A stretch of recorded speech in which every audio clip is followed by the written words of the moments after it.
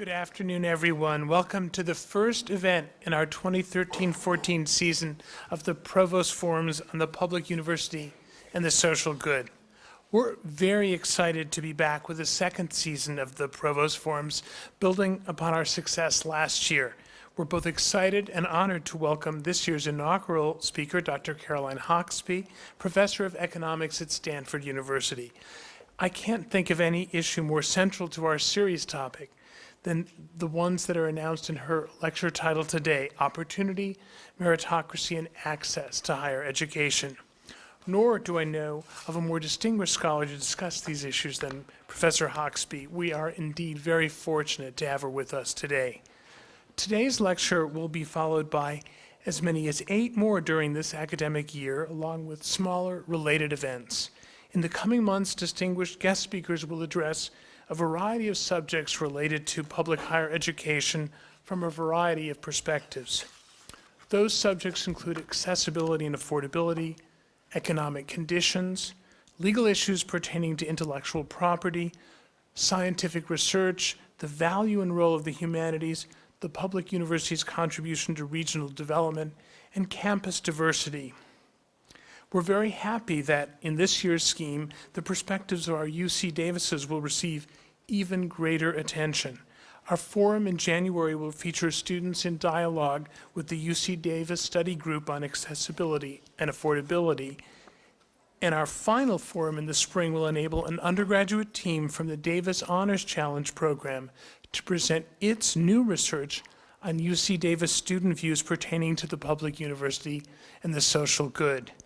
I hope that many of you will be able to attend all of these year's lectures, or if not all, a number of them. If you do miss one, videos of all events, along with other materials, will be easily accessible on my website.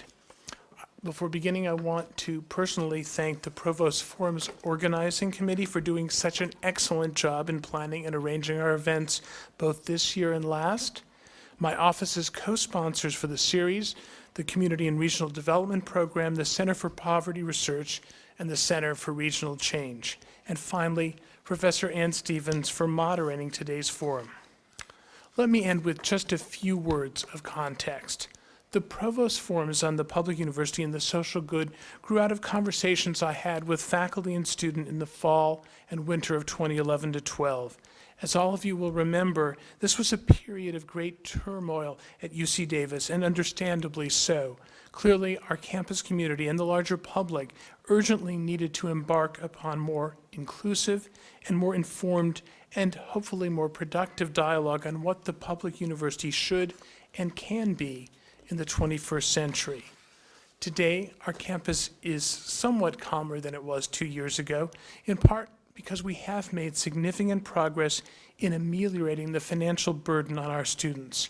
But this burden is still too large for too many students, and the chief cause of our present crisis, the unprecedented public disinvestment in higher education, is still with us, still constricting us, and still taking its toll on our teaching and research programs.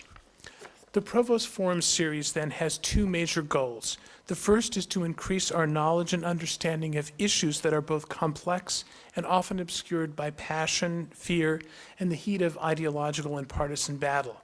The second goal is to enrich and help to advance the larger campus and public dialogue on the topic. All Californians and all Americans have a vital interest in public higher education, given the immensely important role it plays in improving society and improving individual lives. If we widely disseminate this sort of scholarly and expert exchange fostered by this series, we stand, I believe, a better chance of creating a 21st century public university that will continue to work miracles for the benefit of all for generations to come. Thank you all for participating. And now, Professor Stevens.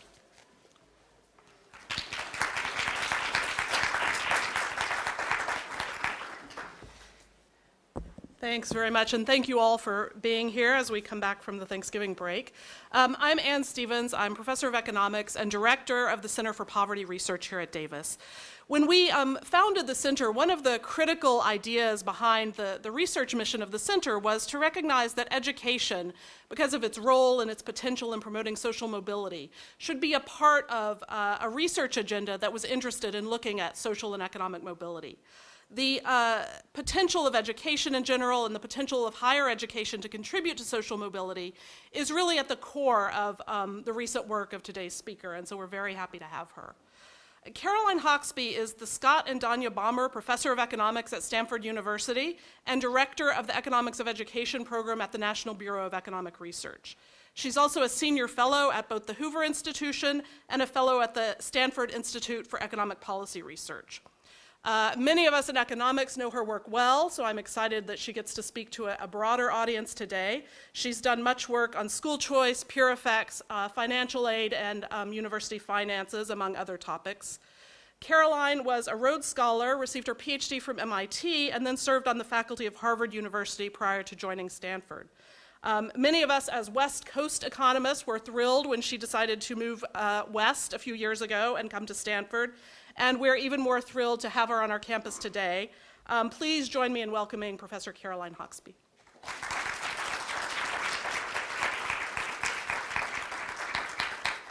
Thank you, Anne. Thank you, Ralph. I am honored to be here today. I have to say, I just love Davis. I'm not sure why, but I do. So I do. So I'm just so delighted to be here today and to talk to you about this topic that works very well for an interdisciplinary forum, because it's about something that I think everyone cares about, and you don't have to be an economist to understand the work that went into the studies I'm going to be discussing today. I'd like to say at the beginning that the work that I'm going to be discussing is joint with my co-authors, Christopher Avery, who's at Harvard's Kennedy School, and Sarah Turner, who's at the University of Virginia. So my title for today is Opportunity, Meritocracy, and Access to Higher Education.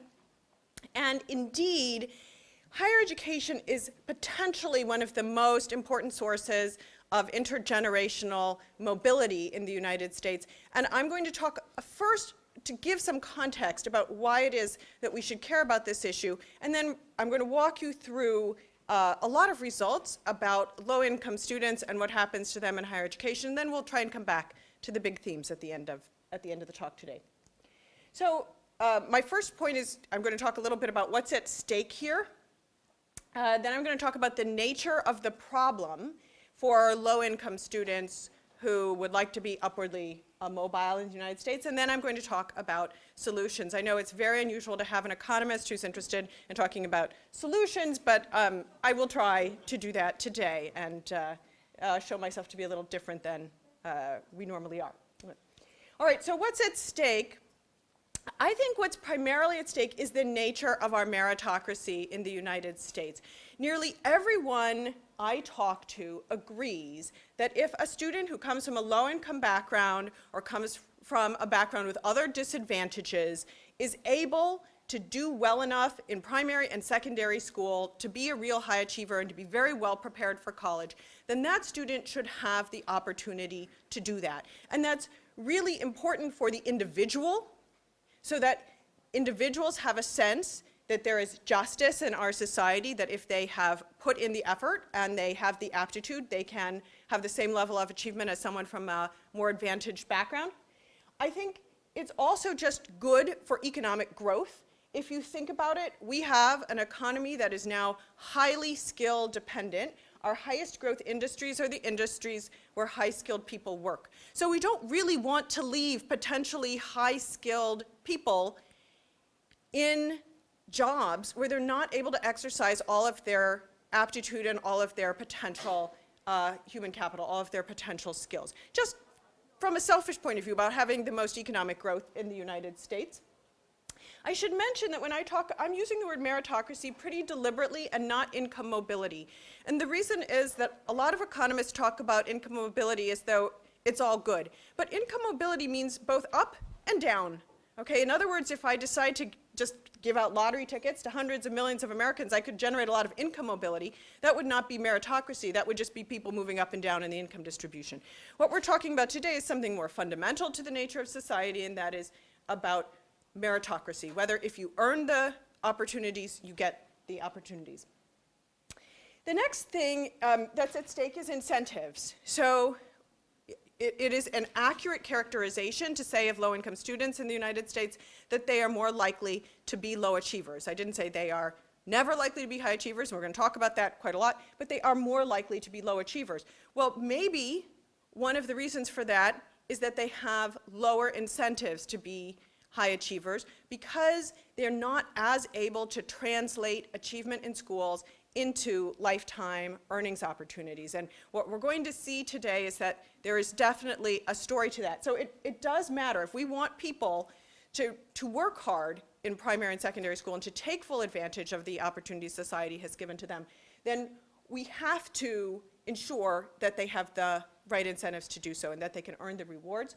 And then finally, if low-income students who do manage to become high achievers do not actually have lives that appear to be transformed, I mean visibly transformed by their having been high achievers, by their having worked harder than others in high school or something like that, I don't see how it is that younger students, when they're trying to decide how hard to work, whether to do their homework, whether to go out and play around with their friends, or whether to study for the exam, I don't see how those other students are given models of why it is that they should invest their time and effort in working hard in secondary school. So I think in addition, it's important that we have role models for low-income students who are thinking about becoming high achievers. All of these things are at stake in what I'm going to be talking about today.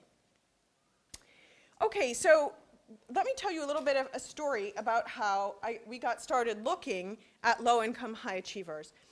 Chris Avery and I were, at the time, we were both at Harvard University, and we were working with the Harvard admissions office. And because Harvard had just started an initiative, which was then copied by a bunch of other selective colleges and universities, and the initiative made Harvard free for all students with $40,000 of family income and below. And for students with $60,000 of family income and below, it didn't make Harvard free, but it was about $1,000. And it's about $1,000 including room and board. Okay, so it was a dramatic, and it got lots of press in the New York Times and so forth and so on. Then Princeton and Yale followed suit, and a bunch of other places followed suit quite quickly. And so we were evaluating what had happened. Were there just a surge of low-income students at Harvard? And we found that there were approximately 20 more low-income high achievers in the Harvard class afterwards than before. And Harvard has a class of 1,650 students. So it was not that no progress was being made, but it was a pretty small amount of progress. And then when we looked at what are called the overlap data, those are data that show where your students would have otherwise gone if they didn't go to your school, we found that most of the students who went to Harvard in this extra 20 had just been pulled off of schools that were very similar to Harvard. So Harvard was more or less rearranging the low-income high achievers among other very selective colleges and universities. They had drawn in almost no one who wasn't already going to go to a school that was so similar to Harvard that people like me don't think there's any difference. Okay, like Cornell versus Harvard or University of Chicago versus Harvard. The overall scheme of things doesn't make a big difference. So we said, this is odd, and we assumed, in fact, at the beginning, because admissions people told us this, look, there aren't very many low-income high achievers. There just aren't that many. In fact, they estimated that the number of low-income high achievers in the United States, so we talked to lots of admissions staff, they said, well, maybe there are about 4,000, 3,000, 4,000 students like this. So, everyone can only have so many. We've got to fight over the ones that are out there, and that's all there is to it, and we want more so that we're more diverse. We're going to have to take them from somebody else. Okay? We looked at the data, what are called the search files from the College Board, which we had at the time, and ACT, and we could see that there were a lot of low-income high achievers in the United States. And in fact, at the beginning, we weren't really that good at figuring out who they were, but we got better and better at it over the course of about a decade. And we realized that we were completely wrong about how many low-income high achievers there were, that there were many more than people had thought, and we wanted to understand why it was that we had gotten it so wrong. So that's where this intellectual journey started, was that we could see in the data that they were there, and we didn't understand what was going on. So let me give you some definitions here. For the rest of the talk, when I say someone is a low-income student, it means that they're in the bottom quarter of the family income distribution for families that have a 12th grader in them. So that's about $41,000. If they're a high achiever, that means they're in the top 10% on either the ACT or the SAT. And that means, since not everyone takes the ACT or the SAT, that means they're in about the top 4% of American high school students. We are not missing high achievers here. It turns out that when you make either one of these tests universal in a state, you don't really pick up any of these extra kids. You pick up a lot of students who wouldn't otherwise take the exam, but not in the top 10%. So we're probably not missing any high achievers, or if we are, it's a trivially small number. They also have self-reported GPAs.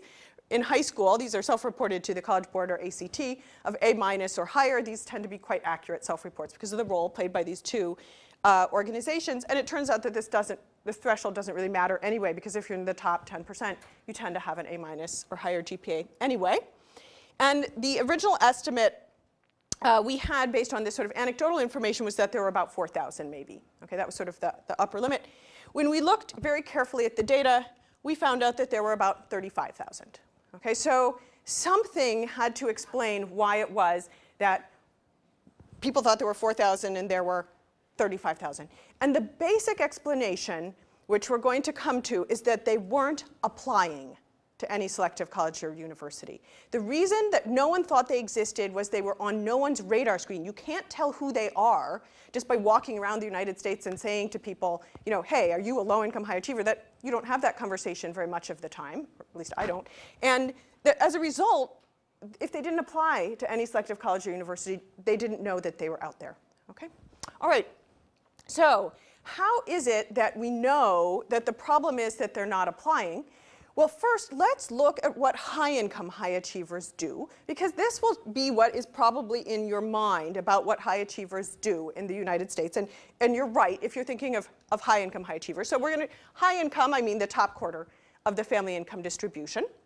So this is what high-income high achievers do. So remember, they're all in the top 10%. They apply mainly to colleges that we would call either reach, peer, or safety colleges.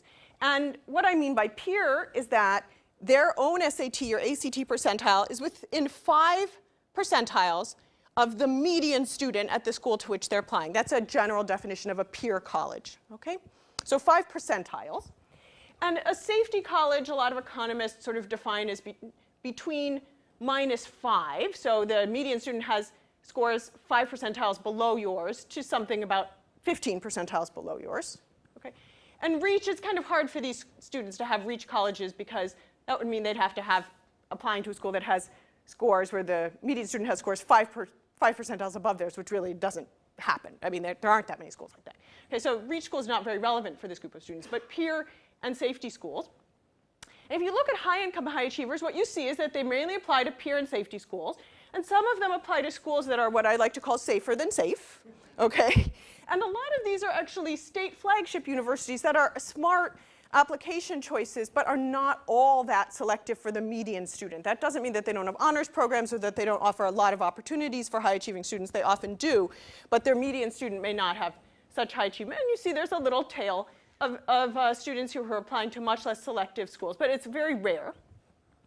About 8% of high-achieving, high-income students do apply to non-selective colleges and universities. So just to make that clear, a non-selective college or university is a college, post-secondary institution that will accept anyone who has either a GED or a high school degree, regardless of your grades, your test scores. In fact, you don't have to take any tests or anything else. You just have to have a GED or a high school diploma. But if you look at these students who are applying to non-selective colleges or universities, who are high-income students, they're applying to things like culinary schools, art schools. They're all specialty schools. And in fact, they're kind of selective on non-academic grounds. They may not be selective on academic grounds, but they're selective on non-academic grounds. If we look at the same figure for low-income high achievers, so exactly the same level of achievement, okay, the first thing that you will notice is that most of them are just applying to non-selective colleges and universities, okay? So if you just look at the 4 years, they're applying more than, it's a little under 50% are applying to non-selective colleges and universities. If you look and include the 2 years, then it's up above, a little above 50%. Okay, so most of their applications are actually going to non-selective institutions. And although you can see that there are some who are applying to peer and safety schools, they're not very common. And in fact, you don't notice a lot of change in the density as you go from peer to safety to safer than safe to like really, really, really, really, really safe. Okay? So they're clearly not showing up at the doors of very selective colleges and universities. And in fact, although the ratio of high-income high achievers to low-income high achievers in the population is about 2 to 1. It's a little more than 2 to 1, but it's about 2 to 1. If you look at a typical, very selective college's admissions pool, so the people who apply, the ratio will be 8 to 1, 12 to 1, 15 to 1, 20 to 1. Okay? So they are just not seeing these kids in their pool of applicants, and that's why they don't appear to be there. All right, so now we know sort of the nature of the problem, and let's try and diagnose why it is that they're not applying to very selective colleges and universities. We started off with 5, or actually 6 hypotheses. 2 of them are closely related. The first one is that selective colleges are just prohibitive in cost for low-income high achievers, so we'll talk about that. The second is that low-income high achievers who apply, well, they can apply, but they're not actually going to get in, or if they get in, they're not going to enroll anyway, so there isn't much of a point in applying, okay? Because maybe they would fail to thrive if they went to these peer colleges. Explanations 3 and 4 are closely related. It's the idea that selective colleges and universities just aren't bothering to recruit them, so, oh, sure, they could apply, but no one really is trying very hard to get them. Explanation 4 is kind of similar. It suggests that their existing college counselors could easily help them do this, but they're just not putting in any effort. Then explanation 6 is that students just need better information about applying for college and university. And explanation 5 is that there are cultural reasons why these students don't want to go to selective colleges. It's not that they don't know that they exist. It's not that they don't know how to apply.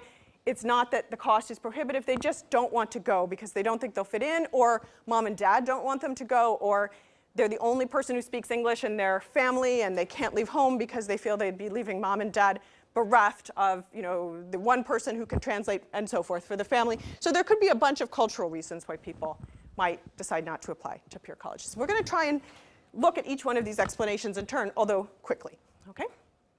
All right, so first let's look at the cost of applying to a selective college or university if you're a low-income high achiever. So the first thing to notice here is that the light blue bars are the comprehensive costs of colleges and universities. That's tuition, fees, room, and board. Okay? And what we have on the vertical axis is college selectivity. These are Barron's profiles of American colleges categories. So the most competitive, that's colleges like Stanford, Harvard, Princeton, et cetera. It's about, about 40 colleges.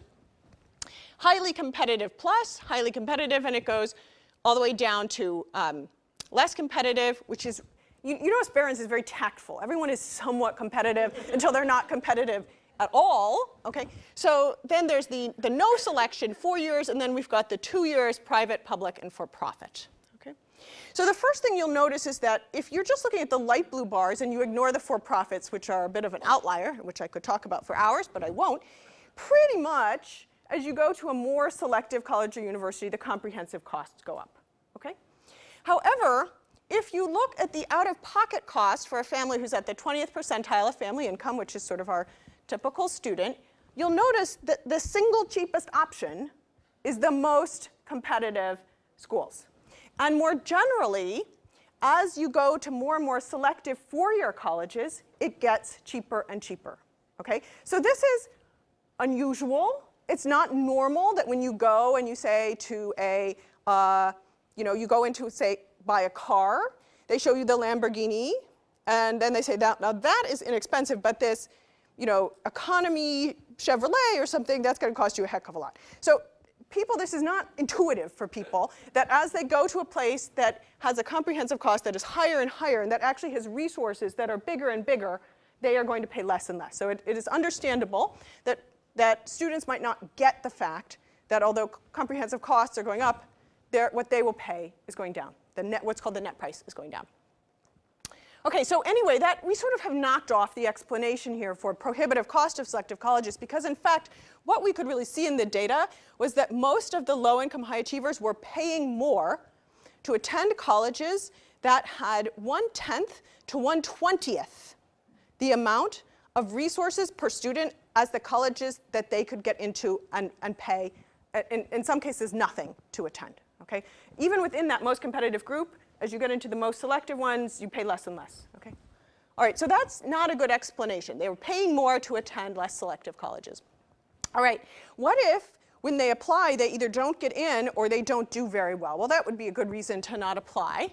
Well, so what happens? We are able to follow every student in the high school graduating class of 2008 all the way through college to see what happens to them, and it's administrative data, so it's 100% of the students. And what we find is that the low-income high achievers are just as likely to be admitted to a college as high-income students with the same test scores and grades. So I'm not talking about affirmative action here. Notice what I said was they're just as likely. In other words, they're not being treated specially, but they're not being discriminated against either. And that the low-income high achievers make progress towards a degree and graduate on time with the same probability as high-income students with the same level of incoming achievement. And the low-income high achievers who do not attend selective colleges and universities have dramatically worse outcomes. So when I use the word selective generally, I mean about 240 colleges in the United States. So that would include, several of those top categories, not just the most competitive category, but several of the top categories. So these students, even though they're attending colleges where you would think, oh, they should just coast through these schools, they actually have a below 50% graduation rate, whereas if they attend very selective colleges and universities, they have an above 90% on-time graduation rate. Okay, so that's 40 percentage points difference in graduation rates for people who have the same level of incoming achievement. Okay, so it's not, although this is not causal evidence, so I want to be clear for my fellow economists, because they'll all be saying, well, you don't know, because you didn't actually make all of these low-income kids who didn't want to apply go. I'm going to do that later, and I will show you that this is right. Okay, so this is not just some unobserved thing about these the low-income kids who do apply. Okay, so they do well. So let's cross that off as an explanation, and for those of you who, like me, would be causal doubters, I'll show you later that that's okay. All right, so explanations 3 and 4 are really important, and in fact, whenever I talk to journalists, they're really keen on explanation 3. They think it's all the college's fault. Now, Chris Avery and I and Sarah Turner, we work with a lot of these colleges. We know they're actually working hard, so we didn't think it was that likely that was the case. But I think what we needed to show was that there was a reason why, if selective colleges thought they were making a lot of effort, they weren't actually succeeding. And there is a good explanation for why it is that they're working hard and, in fact, fighting over a small number of low-income high achievers and not actually reaching all of these other ones. And the reason is that the students who are missing, in other words, the students whom they do not find, okay, who are not in that 4,000 but are instead in the other 31,000 low-income high achievers, are one-offs. Okay? Now, the easy way to think about this is who is not the one-off. So let's start with them. Who are the 4,000 students, the ones who are low-income high achievers who do end up going to very selective colleges and universities? Well, they're very easy to characterize. Okay? They go to magnet schools. They go to selective high schools. Those are schools that have incoming exams to admit students. For instance, Stuyvesant in New York or Lowell in San Francisco is a good example. Okay? They go to schools that have traditionally been feeders. I went to one of these public schools myself. It's a big traditional feeder for selective colleges and universities. Palo Alto High School would be a big traditional feeder. The schools are in the vicinity of colleges, and they're in really big cities. So these students are in the 4,000. They are very unlikely to be missed. Okay? If you attend one of a certain set of high schools in the United States, you are very unlikely to be missed. In fact, Stuyvesant High School alone is responsible for 360 of those 4,000 students every year who are low-income high achievers going to selective colleges and universities, and not a single one of Stuyvesant's low-income high achievers is ever missed. Okay, not ever in the data. So who are the remaining 31,000? Well, the remaining 31,000 are one-offs. They tend to be students who are attending a high school where they are one of the only really high achievers. That does not mean it's a rural high school. It just means it's an ordinary high school where there is no critical mass of of high achievers, okay? And if you are a kid from a working class family or blue collar family and you attend that kind of high school, there aren't a whole lot of other high achievers there. And that means that they're too dispersed. So let's have a look at those students. So we're going to divide the students into this type who behave a lot like high-income students and the ones who behave a lot like other low-income students, despite the fact that they have much higher achievement. Okay, so this is where low-income high achievers are. This is what's called a choropleth map or a heat map of the United States. And if a county, these are counties, if a county is redder or hotter, it means that there are more low-income high achievers in it. Okay, and what you can see is that there are low-income high achievers just about everywhere. Okay, they're all over the place. But if you look at the low-income high achievers who already apply to selective colleges and universities, they come from just a few places. In fact, 70% of them come from only 15 metropolitan areas out of the 316 metropolitan areas in the United States. So 301 metropolitan areas in the United States account for very few low-income high achievers who apply to selective colleges and universities. So it's clear that it's not just rural areas that aren't, it's not just rural kids who aren't being picked up, it's also kids who come from, you know, Tucson. Tucson is not on the map. Kids who come from Birmingham, Alabama. Kids who come from Toledo, Ohio. Kids who come from Kansas City. It's not, they're not all rural. They just don't come from these cities, and they don't come from selective schools and magnet high schools. In fact, in these cities, it's not just that they're coming from these cities, they come from specific schools within these cities, okay? If I were to just knock off the top set of schools, in fact, you would see that a lot of these cities wouldn't look so great either. All right, so that's lesson number one. Let's go through a few thought experiments to see why it is that it's not so easy to find all of these low-income high achievers. So the first one is a recruiting thought experiment. Suppose that colleges could send their admission staff members to any high school in the United States that had 20 or more high achievers, okay? Now, mind you, there are 30-some thousand high schools in the United States, so this is not really plausible. I'm just saying, let's say they could. They have infinite budgets or something like that, and they're willing to travel every day of the year. Okay, 92% of high-income high achievers would meet a college admission staff member. Okay, 66% of the low-income high achievers who already apply to selective colleges would meet a college admission staff member. Only 17% of the 31,000 who do not apply would meet a college admission staff member. So it tells you that even if we have this crazy, over-the-top recruiting thought experiment, they're not really going to pick them up like this, okay? All right, so that doesn't work well. I have another recruiting thought experiment in the paper that I won't go over, but basically says, okay, maybe it's not high schools, but you just have to show up at any spot in the United States where you can round up a bunch of high achievers to come and show up at some local library or something like that in a 10-mile radius, and you still get this same pattern, okay? That you just cannot get enough of them. What if instead you said, okay, instead of the campus staff going to the high schools or the areas, we have students come visit the campuses, okay? So what if you said every high-achieving student visits college campuses if he can reach 5 peer colleges by traveling 2,000 miles or less? So I've given him a pretty generous travel budget. Okay, 2,000 miles is pretty big. All right, so 75% of high-income high achievers can do that. 71% of low-income high achievers who already apply to selective colleges are going to have visited college campuses, but only 22% of that extra 31,000, even if I give each one of them a travel budget of 2,000 miles. And in fact, what we see in the data is that most low-income high achievers who already apply to very selective colleges or universities live in the shadow of a very selective college. So Columbia, I hate to pick it out, but they pride themselves on how many low-income high achievers they get. But I don't know if any of you have noticed, but Columbia sits right on top of Harlem and the South Bronx. So, you know, these kids are not, it's not like they're traveling a long distance to come and visit the Columbia campus. They don't even have to get on the subway in many cases. So yes, it's wonderful that they go, but it doesn't mean that Columbia has actually figured out how to find low-income high achievers outside of this immediate area. All right, so I don't think it's very easy for them to do, you know, they could do more, but even if they did a lot more, they still would have this problem. What about existing high school counselors? What could they be doing better? Well, lots of times we hear, it's because high school counselors are just horrible. I don't think that's the way to think about it at all. So anyone who knows what it's like to be a high school counselor in the United States knows that it's a pretty burdensome job. They have between 300 and 400 students apiece, okay, on their books. And Many of those students, especially in a low-income high school, would have problems that seem more serious than those of the low-income high achievers. So the kids might be dropping out of high school, they might be having family problems, family breakup, substance abuse problems, all kinds of things like that. And the counselor is responsible for all those things, not just for counseling high achievers.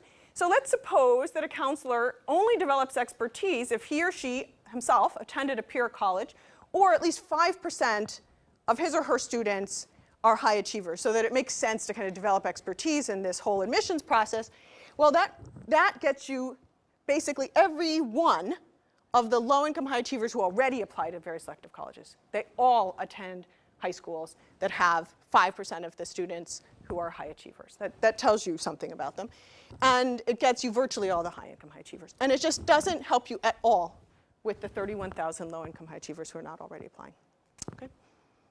All right, so we'll cross that off. It's not easy for high school counselors to somehow do a much better job. Okay, we're left with two explanations. One is the cultural reasons. Okay, this is what I would call a residual explanation, in that it's extremely difficult to test in a direct way, because it would really require us to sort of somehow change a family and their culture and everything else, and then see what happens. And good luck with that as a social science experiment. That is a very difficult thing to do. However, we can change the amount of information that students get. And so that's what this second half of this presentation is going to be about. It's going to be about an experiment that we did to see whether explanation 5 or explanation 6 was really the most important thing, whether we could help students just by giving them better information.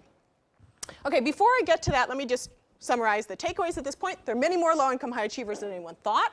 Cost per se is not the reason why they're failing to attend these colleges for which they're well prepared. They diverge at the application stage, not later, not at the admissions or enrollment stage or what they do in college. It doesn't really make a lot of sense to blame the colleges or the counselors, and any solution has to deal with the fact that they are very dispersed people. Okay, so we're not going to come up with a potential solution which requires us to be gathering up 20 kids here and there and talking to them personally. Okay, so with that in mind, we were motivated to come up with something called the Expanding College Opportunities Project. And what we did was, after doing a pilot year in which we did lots of focus groups, sent out many intervention materials, we refined it until we ended up with the intervention materials that you're sort of seeing today. The Expanding College Opportunities Project was designed to help students get better information to make their own college-going decisions. And let me just tell you what the basic components were, because each one of them was designed to address one of the worries that we had about why it was that low-income high achievers might not be applying to selective colleges and universities, even though they were very well prepared for them. The first is that we're going to give them application guidance. So we're going to give them the same kind of guidance that a good guidance counselor at a high school that serves a lot of high achievers would give them. So it's not unusual guidance. We did not try to reinvent the wheel. We do not tell them to go to specific colleges or universities, but we try to get them to understand what the array of college-going opportunities are in the United States. The second is we're going to tell them a lot about financial aid, and in particular, we're going to tell them about the net prices they would pay as opposed to the sticker prices they would pay. So we see that as being very important. We're also going to give them fee waivers for applying to selective colleges and universities, so they can apply to about 200, 250 colleges and universities with our fee waivers, and the colleges agree to accept them from us. Now, interestingly enough, these students are already totally qualified to receive fee waivers if they're low-income students. So we are not giving them something that they weren't already eligible to receive. But we are giving it to them without their having to fill out paperwork, without having to go to the counselor and show their parents' most recent income tax statement, things like that. Okay, so we're getting rid of the paperwork, but we are not actually changing whether they are eligible for fee waivers. And I'll talk about some other things. So it's an information intervention, and it's a little unusual in that it's designed in a way, it's designed in a very specific way. Okay, so we sent it to about 40,000 high achievers. Most of them are from the bottom third of family income. We also sent it to some higher family income students just to sort of see what would happen with them. The materials are customized to a student's locality, estimated family income, and high school. So let's say I'm looking at a student from eastern Iowa from a specific high school. We would always ensure that her materials would include colleges and universities that were routinely considered by people from her high school. Okay, so her comparison group will always include local schools that are routinely considered. It will also always include the state's public flagship university, which in this case is the University of Iowa, the state's most selective or a peer institution that's a private one, in that case Grinnell. And it would also include a range of regional schools that look like they're good sort of peer institutions for the student, and national, both liberal arts and research universities that look like they're peer schools for the student. But it's definitely meant to help the student make comparisons that are not just, we make a bunch of recommendations to the student. We really don't do that. Instead, what we try to do is make sure that the information is relevant to the student, but then help the student to thereafter be self-guiding, essentially. Okay? And the net prices that the student will see are specific to their estimated family income, and so on. So I told you about the basic components. It costs about $6 per student, including the reminders that I'll mention very briefly. And we do most of it by mail and some of it by internet. We started out thinking we do all of it via internet. That ends up not working at all with low-income families because essentially they're quite suspicious of things that come through the internet. And at first we thought it was weird. I mean, we just thought it was weird. And then we actually tried to pretend that we were very unsophisticated students ourselves, and we went in and tried to look at college advising materials, the sorts of things you get offered on the internet. And in fact, there are a lot of organizations on the internet that will sort of suck you in and won't charge you anything at first, but then they'll start making you pay for college-going advice, a lot of which is actually very inaccurate. So you're actually paying for advice that is inaccurate instead of getting free advice that you could get from the US Department of Education's website or the College Board or ACT that's much more accurate. So it's not that the internet has good things, but it also has bad things on it. And those of us who are sophisticated sort of just automatically filter out the misleading information. But if you weren't very sophisticated, it's not clear that you would do that. Okay, so at the end of the day, we ended up relying a lot on mail because families found it, they just liked the mail a lot better. Okay, all right. So we identifying target students. I'm not going to go into the details, but we spent over a decade developing methods to estimate family income, and we assembled a pretty massive data set for each high school in the United States so that we knew its entire college-going history, and we could identify which students should be our target students. So we have all of this sort of information. I'm not going to go through it all, but it's what I think of as the back office for the interventions is actually a pretty big back office. And in fact, even today, we still perform the back office operations, which are pretty complicated. All right, so we're placing institutions in a local, state, and national context.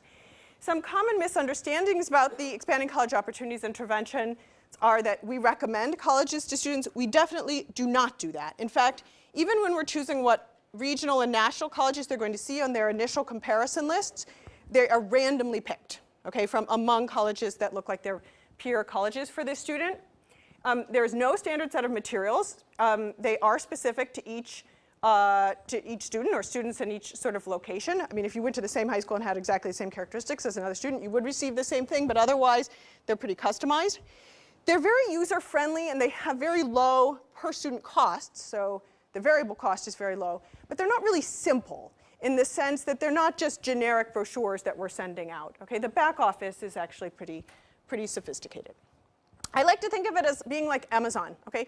So let's say that you went to Amazon, and what they did was you got to the website and they just listed every single product that they sold and then all the prices, okay? That's how a lot of information about colleges is presented to students.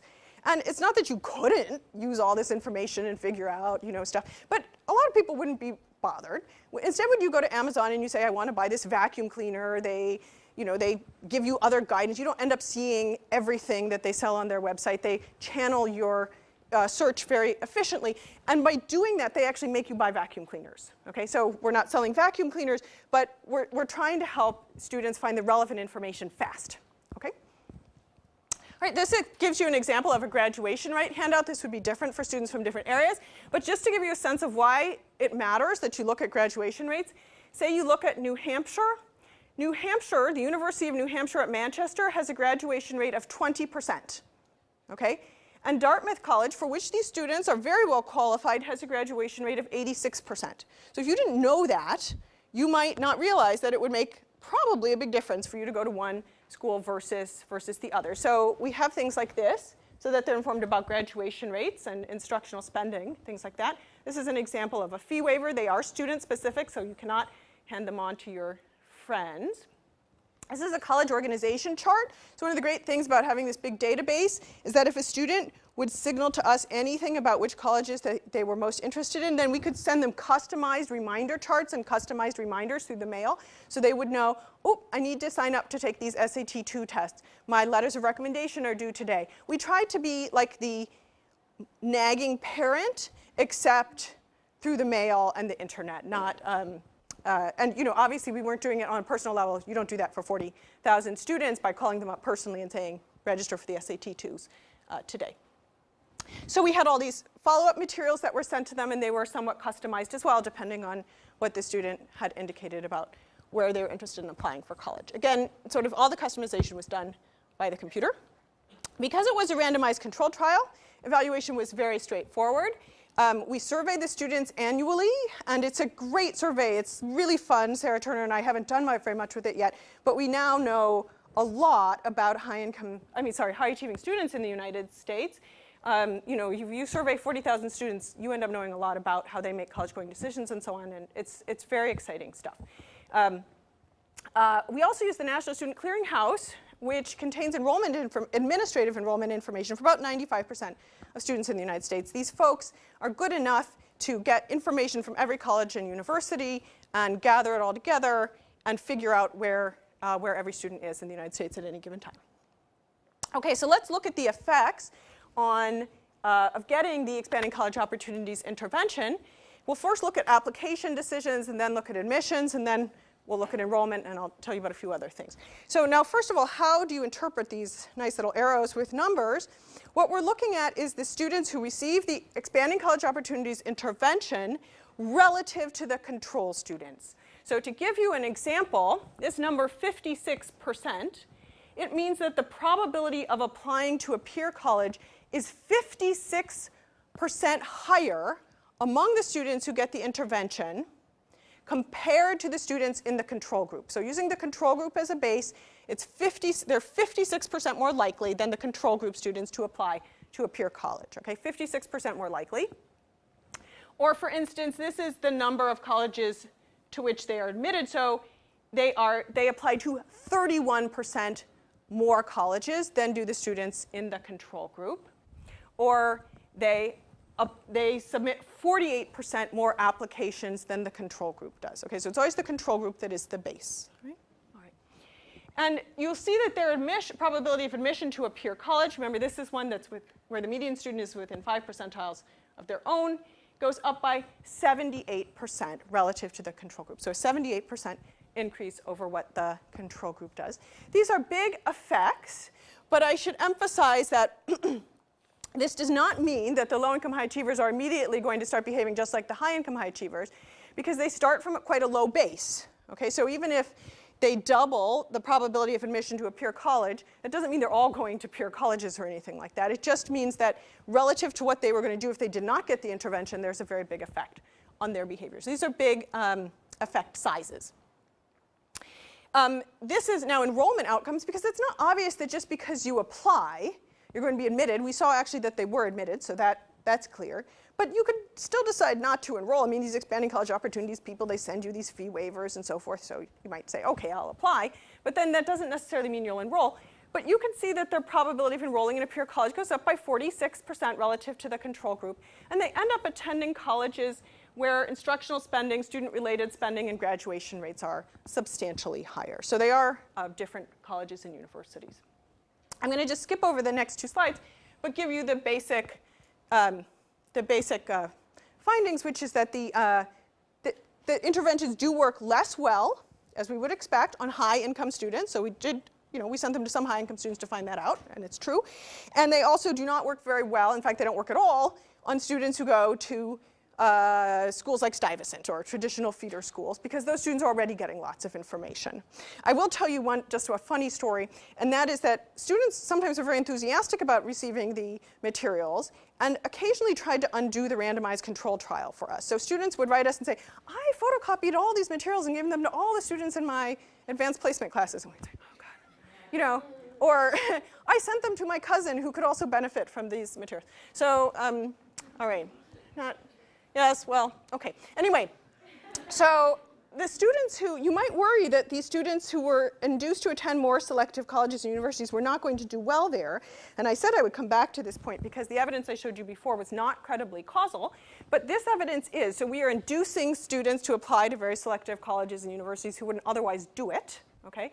And what we're able to see is that they earn better or the same grades as the students who end up enrolling in much less selective colleges and universities, and that they're more likely to persist. Okay, so it's not the case that they somehow are going and then they're failing to thrive. So does it pass a cost-benefit test? Well, you know it's going to, because I started out by telling you it costs $6. Okay, so it's almost guaranteed to pass a cost-benefit test. But for $10 of cost, what are we getting? Students are applying to 4 more colleges. They're about 51 percentage points more likely to apply to a peer college. They're choosing colleges with higher graduation rates, higher instructional spending, and they're about 22 percentage points more likely to be peer colleges. Okay, so for $10, that's quite a big effect. It's interesting to note that, weirdly enough, again, this is a little odd, and we can talk about this when you ask questions if you like. You can compare this to in-person approaches to giving students very similar information. In fact, my co-author, Chris Avery, has an experiment, a randomized control trial, it's a little smaller, where they do in-person counseling of students with very expert college advisors, and it costs a lot more money. It costs $600 to $900 per student. Well, if you look at that randomized control trial, you'll see that per $10 of cost, it caused students to enroll in 0.006 more colleges and be 18% of 1% more likely to enroll in a peer college. So actually, the benefit to cost ratio for this arm's length intervention is 285 times greater than in-person counseling intervention. That's partly because the costs are very different. But actually, we're just also more effective for $6 than they are for $600 to $900. So that's an interesting thing that we can talk about. And we didn't think that would happen, by the way. That was very unexpected. So what are the long-run benefits of doing this? Well, we have some very good causal estimates at this point about the benefits of attending a more selective college and university. The best estimates come from work by Mark Hoekstra, who uses regression discontinuity to compare students who are just on the edge of going to the most selective public college in their state versus one that's less selective college. And the lifetime earnings difference for the gap that our students are induced by attending more selective colleges, they should earn lifetime earnings in net present dollars, okay, like a lump sum right now, of about $500,000. Okay, so that's versus $10. Plus, someone does have to pay for all the extra financial aid that they're getting. In the short term, that's paid by donors, and that's about $50,000.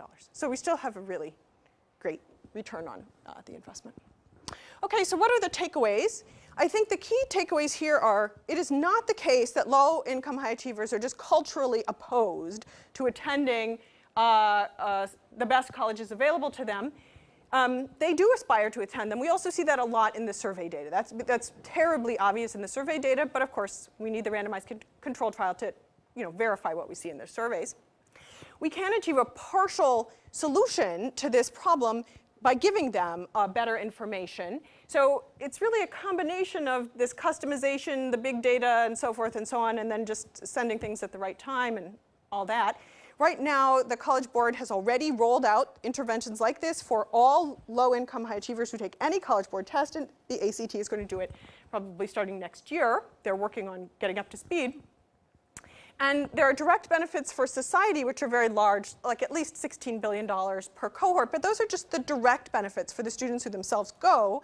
If we think about all those ideas that I talked about at the beginning, about meritocracy or younger students seeing what happens to these high achievers, you'll realize quickly that there could be additional benefits as the experience of these high achievers starts to spill over to their communities, that they go back to their high schools and say, let me tell you what you can do and the colleges you can go to and so on. Let me tell you about financial aid and the net price you will pay.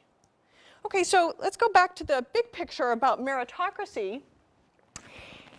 Everyone who does the economics of education knows that we discuss the achievement, it's not just the economics of education, everyone who discusses education knows that we discuss the achievement gap a lot in the United States, the difference in achievement between kids from disadvantaged families and advantaged families. And I'm glad that we discuss the achievement gap because it's very important, but it is also turns out to be difficult to remedy, as I think everyone in this room will agree. It's not that there are no remedies, but that they are difficult.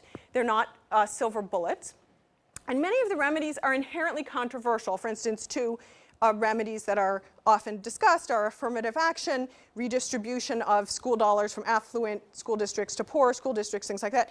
The reason why these things are inherently controversial is that we don't really understand the origins of the achievement gap fully. Okay? So we can't say, oh, this policy goes directly to solving the underlying problems that cause the achievement gap. And so someone is going to think what we're doing is creating injustice rather than creating justice. Now, the information gap is a little bit different because although it is less controversial, I mean, very few people would say, oh, it's a good idea that low-income students be uninformed about college and high-income students be informed. That seems good, okay?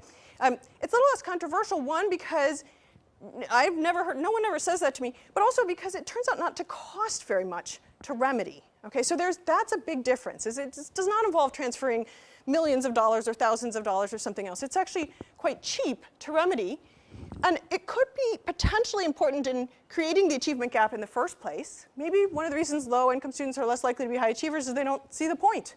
Okay, causing students to attain worse outcomes than they could.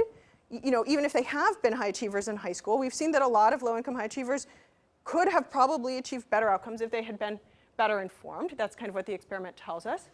And I think more generally, the fact that students are not very well informed may cause a lot of students, not just high achievers, to waste the financial aid and many of the other resources that society is trying to direct at them. So if we think just about federal aid for a moment, setting aside even how much California or other states invest in their public colleges and universities and in merit and need-based aid, if students aren't making very smart college choices because they're poorly informed, they may be wasting a lot of the resources that we are trying to push in their direction. So I think at the beginning of this, we found that a lot of people were convinced that the information gaps were insurmountable. If students were uninformed, you just couldn't make them informed. It was just going to be an impossible thing. We don't agree with that. We don't necessarily think that all students can be helped by becoming more informed, but we think that the tests of changing the information gap are kind of limited, and that not very many resources have been devoted to trying to see whether we can close the information gap, especially if we use sort of modern data tools and not necessarily old-fashioned methods of getting information to students. Going forward, what we're interested in doing is creating smart tools that give students from all achievement levels, not just high achievers, information about how to make college choices better. And we hope to address a bunch of problems that show up these days in higher education. For instance, costs that may be disproportionate to a college's value added. This is the college productivity problem that we hear so much about. Okay, so if we give students better information about what they could expect in terms of value added from different colleges and the costs at different colleges, would they make better college going decisions, and would that put pressure on some low productivity colleges to raise their game? Loan default, if we informed students better about their probability of loan default at different institutions and depending on the choices that they make, would they make better decisions? Completion rates, things like that. And we think that we're kind of in new territory here, that with the data that we have available and the sort of tools that we're building, we may actually be able to change not the achievement gap necessarily very quickly, but we might be able to change the information gap a lot, and that's what we're hoping to do over the next few years. So I think I'll stop there, and I would be delighted to take questions, tell stories, and do all the rest.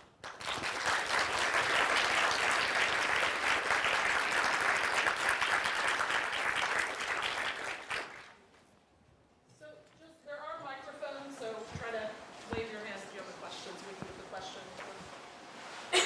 Hi, I'm here in the back. I'm a Hoover, I'm the faculty member at the medical school. I actually have a brief story to tell that is really very interesting, consistent with your data. It was now I can't remember if it was NPR or the New York Times, but it was about a month ago, I heard a story. It was a tale about Dartmouth.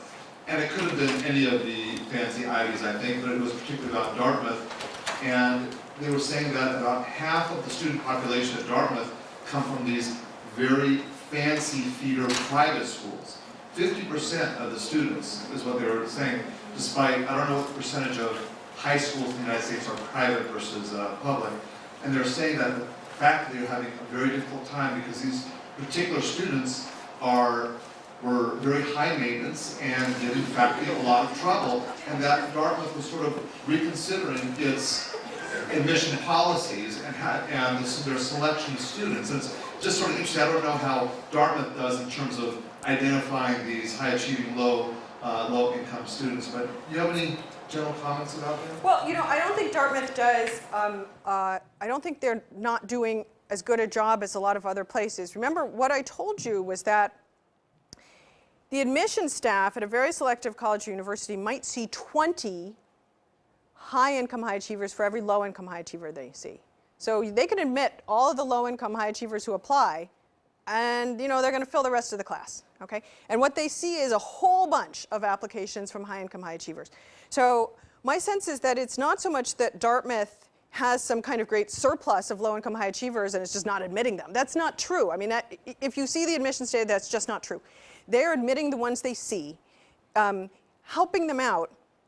The way to help them out is to get more students to the door, okay, to get more students to apply, because you can't admit students who don't apply, fundamentally. And so that is what we're trying to do. I don't know whether high-income students or students who come from high-income families are higher maintenance or lower maintenance or anything like that. I deal with all kinds of students myself at Stanford, and they're all high achievers. But I certainly do know that all the admissions people we work with struggle to find enough low-income high achievers.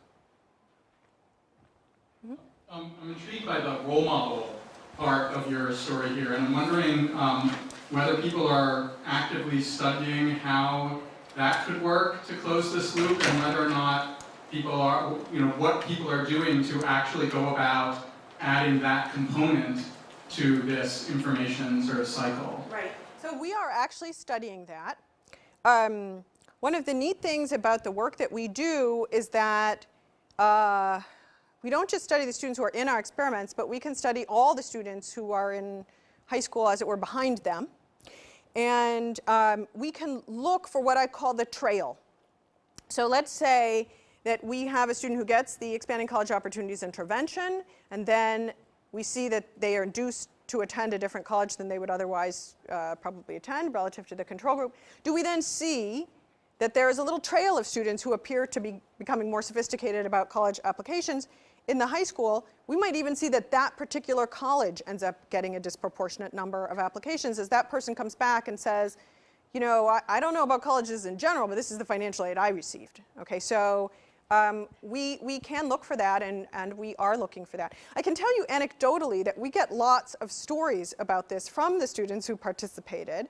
They often write us and tell us that they're doing this, that they went back to their high school. They said, I would have gone, I had no idea, my parents, we had no idea what we were doing. We got this packet and it, changed my life, and now I go back to my high school and I've been trying to be helpful. So I think some of them are quite consciously doing it. I think a lot of it would be pretty unconscious. You just go back home at Thanksgiving and you say, this is pretty cool. Let me tell you what my experience is. Do you know any efforts to actually enhance that, to encourage people to do that more than they're currently doing?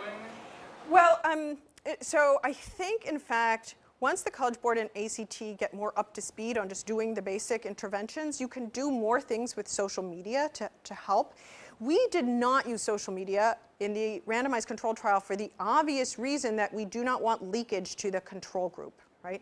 We couldn't use it at all. We couldn't have people communicating with the control group and telling them what was going on in the treatments. But they will be able to use social media, and they will use it to some extent.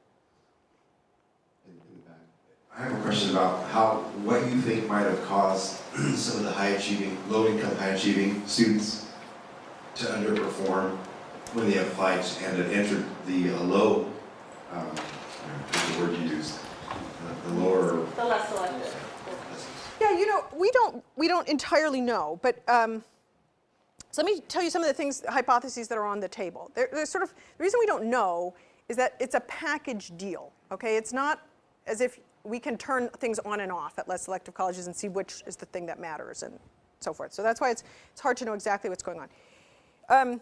Students who go to less selective colleges and universities are usually going to schools where many of the students are going to drop out. Okay, they have very high dropout rates. They have low, what we call adhesion. So a lot of students aren't dropping out exactly, but they're not they're not taking a full load at any given time. So they're sort of in and out, in and out, in and out. There isn't very much of a sense of a cohesive class. So if you leave and disappear for a while, no one really worries about you. There isn't a lot of advising. So students often start out in majors which are not a particularly good fit for them, and no one helps them get over that. So there are a lot of things that are there that might be problems. It's also worth remembering that these students are paying more to attend those schools. So it's not like, it is not a bargain, okay? So they are attending schools that have lower resources to help them, and they're paying more. When they go to the more selective colleges and universities, I have no doubt that they face some challenges, okay? The typical student at a very selective college and university is not a low-income student, okay? We've kind of already said that. And a lot of the kids who go to these selective colleges and universities do come out of high schools that are very good high schools in the United States, where they have been unusually well prepared for American high school students. However, the low-income high achievers, so they come, their aptitude is as high, they have good test scores, they have good grades and so on, but they may not have all the same sophistication. They certainly don't have all the spending money that some of their peers have. So they're going to face some challenges. But on the other hand, they're at institutions where a lot of people care about academics. A lot of the other students are like them and have similar interests. Everybody's kind of focused on staying in school and doing their homework and so forth and so on. There's a lot of support from advisors. I've spent my whole adult career basically at Harvard and Stanford, and I know that if a student wants to drop out, the student has to drop out with us going like, to keep them in. So, and there's advising, and there's help, and there's support, and there's tutoring, and there's all kinds of stuff. All right. So, and that does not happen at low-resource colleges and universities. So, if we think a student can make it, we try very hard to keep them in. It sounds like you're more of like parents who ordinarily, when you have high-income families, the parents put a lot of effort into the offspring, into getting them educated. And it sounds like places like Stanford and Harvard become surrogates of sorts and take that role of, you're not leaving school against my dead body. Maybe, yeah. I also give the kids a lot of credit, frankly. I'm teaching, I taught freshmen last year, and I'm teaching freshmen this year, and they do come from a variety of different backgrounds, and kids who come from certain high schools are much better prepared to do university work than kids from other high schools. That being said, they're high aptitude students, and they rise to the challenge. They really do. So I think a lot of it is just they're very motivated. Some people really think, okay, so let me give you the other explanation, that I'm not a psychologist, so this is why the explanation occurred to me last. Economists, we're very limited people in our thinking. Anyway, so, some people say, look, the low-income high achiever is a student who has already shown a lot of grit to get where he or she is. They've already overcome all these challenges. They're, okay, so it's a challenge, but they've already overcome a lot of challenges. A high-income student with the same level of achievement may have had mom and dad removing all the grit from his or her life so far. So they may, in fact, find it harder to rise to some of the same challenges. So all of those things are possibilities. It's very hard to unpack. Back here. Can you say a bit more about your control group? I mean, for example, did you have students in the control group that were in the same high school as those in the experimental group? Yes and no. So we, in the first 2 years, we did not make a conscious effort to keep student, we would have a student who was getting the experiment or the intervention and a student who was in a control group potentially knowing one another in the same high school. In the third year, we started to worry about this more and made more of an effort to stop that when we did the randomization by stratifying appropriately. And in the third year, we also we still included some sampling of students from schools where it was unavoidable but we segregated those students a lot and look at the results differently for those students. So in a high school like Stuyvesant, unless you decide to not have anyone, you will have people in the control and treatment group because there are so many low-income high achievers in that school. So either you've got to leave them out altogether, or you put them in, but you know that you've got to look at them differently than you look at other students. So yes, we do sometimes have students who are in the control and treatment group, but we know if they're from the same high school. Get mics to folks.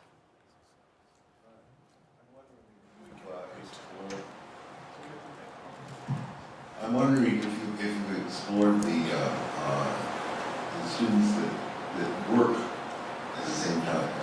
I'm emeritus from Temple University. We have lots of students who work 40 hours a week and took full-time programs. It's no wonder that there was a low completion rate. And it's because they can't afford not to.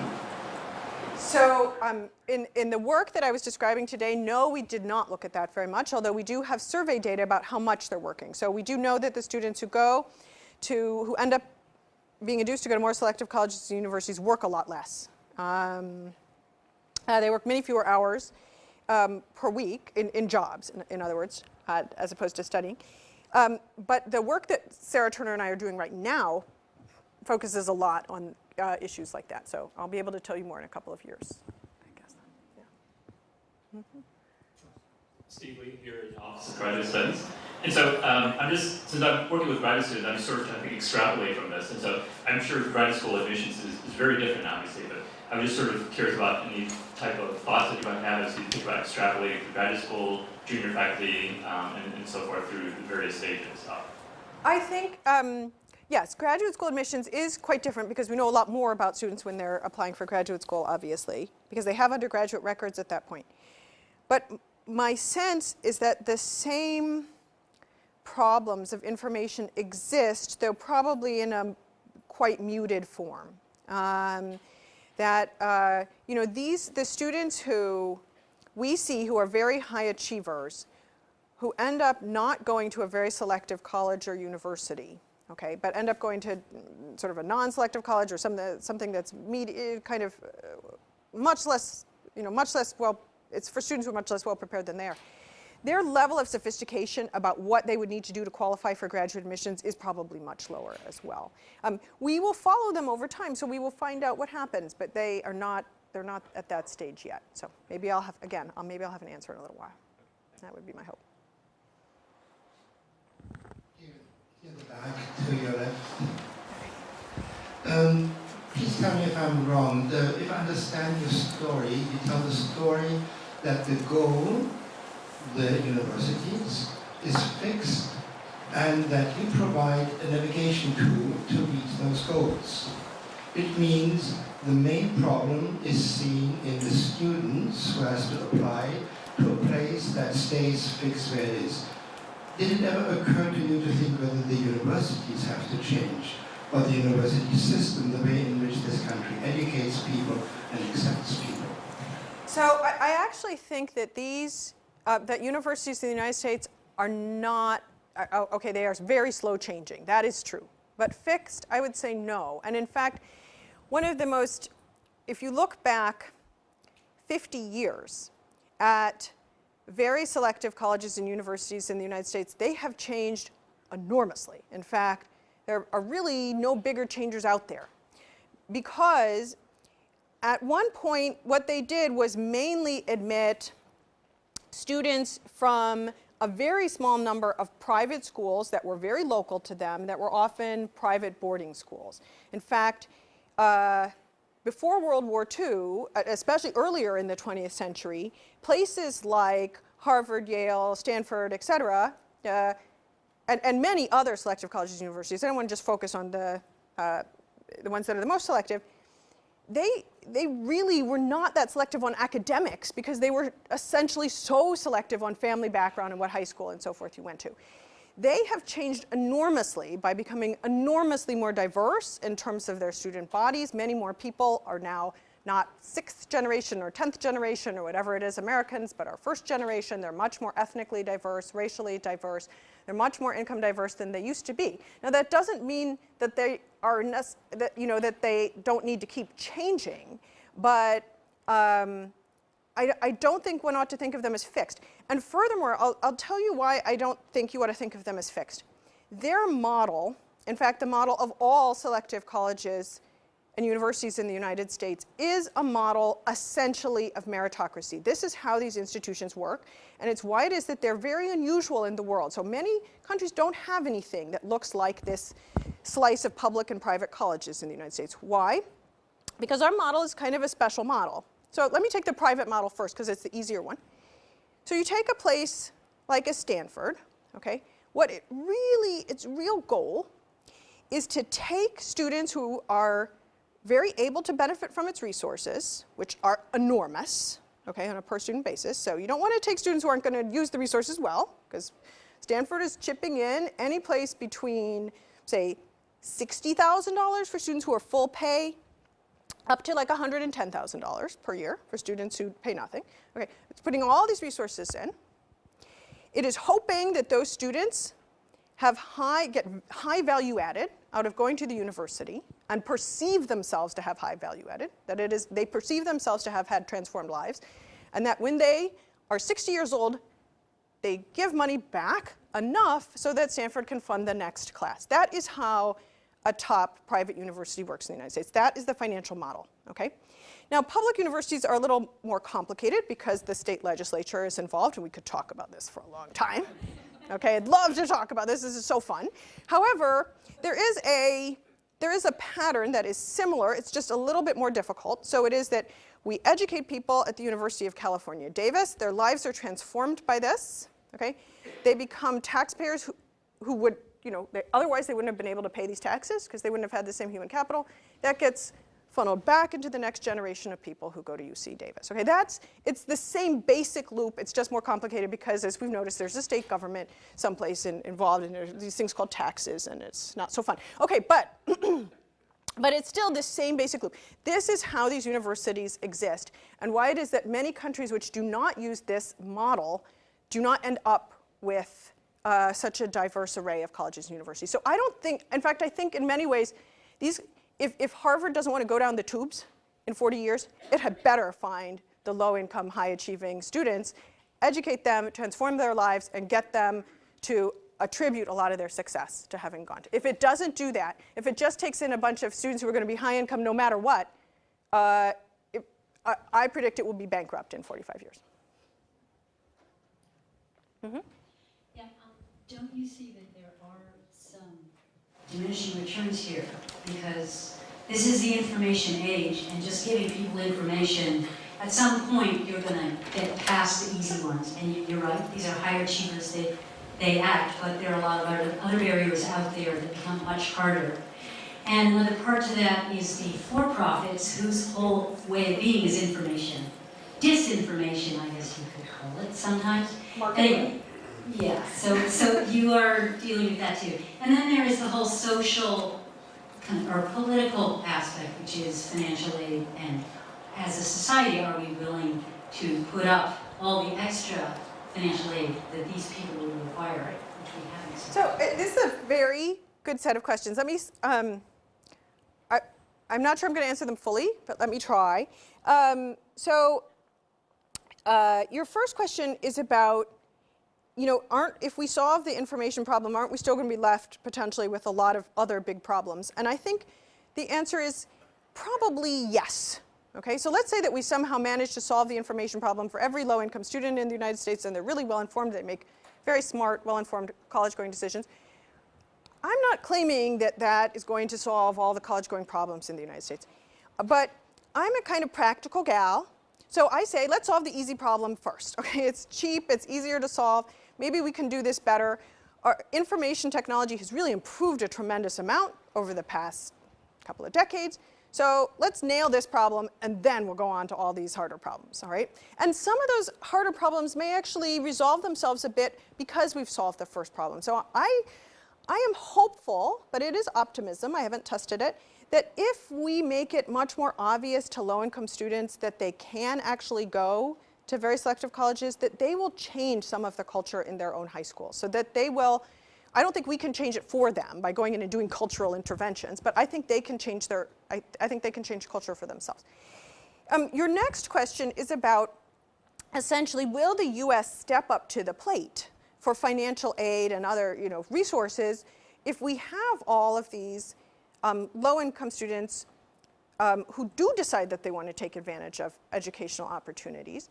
And I think that there's a short run, medium run, and long run answer to that. So in the very short run, I'm not worried about it at all, because I think in the very short run, these very selective colleges, universities are eager to get in more low-income high achievers. Okay, that doesn't mean that they're necessarily eager to do a lot of affirmative action for low-income students, which would mean cutting their admission standards. But if they can find a low-income student who is going to do fine, they are eager to get them. In the medium run, I do think if we got a lot more low-income high achievers to apply to selective colleges and universities, they would have to have more financial aid dollars. There's no doubt about it. So in the medium run, I'm thinking about like 7 years, 8 years, something like that. Not far off in the future. Yeah, so essentially someone is going to have to come through with those dollars, either taxpayers or philanthropists. I'm actually very optimistic that philanthropists will help a lot. And that's because I have not met a single philanthropist in the United States who is not excited about kids who come from a disadvantaged background, who have managed to become high achievers, and who want to go to college or university. I mean, it's just not a hard sell. Many of them come from those backgrounds themselves. So that's the sort of medium run. In the long run, I don't think it's a problem because, as I said, the model is a model that is self-sufficient. It is a model in which a place that is a very selective private or public college or university, it largely works because they do this. And this is kind of the business model in the long run. It is altruism, but it is not just altruism. Because in fact, if they don't do this, they don't stay in business. So in the long run, the students pay for themselves, right? Not Bill Gates. Steve Jobs is an example of a student who ultimately didn't just pay for his own college education. He attended on financial aid almost entirely, I think. But he's paid for a heck of a lot of other students' college education, too. So he's a classic example. Right there. Hi, my name is Monica Peña-Villegas, and I am quite interested in what you're saying because it's very similar to what we do in the Early Academic Outreach Program here in Davis. And I'm wondering if any of the information, when you were gathering the data, did you check to see if any of the students were part of an academic prep program? Yes, we did. That's a great question. So we did. We found out whether they were in any college mentoring program, whether of all kinds of different varieties. Okay, here's the answer on this. Many students are in college mentoring programs, although the low-income high achievers who are already applying to selective colleges and universities are much more likely to be in them. Okay, so they tend to be reached by college mentoring programs with a much higher probability.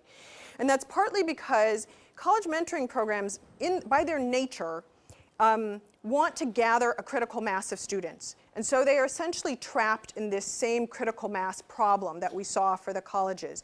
If I want to start a college mentoring program, I don't want there to be one student in my college mentoring program. I want to have 20 students or 20 students a year, something like that. Okay? Well, that means that if you're in the San Francisco Bay Area, there are a lot of good college mentoring programs. If you are in Toledo, Ohio, or Bridgeport, Connecticut, it turns out they're much less well covered. Moreover, the less well covered an area is with college mentoring programs, the less diversified the college mentoring programs are.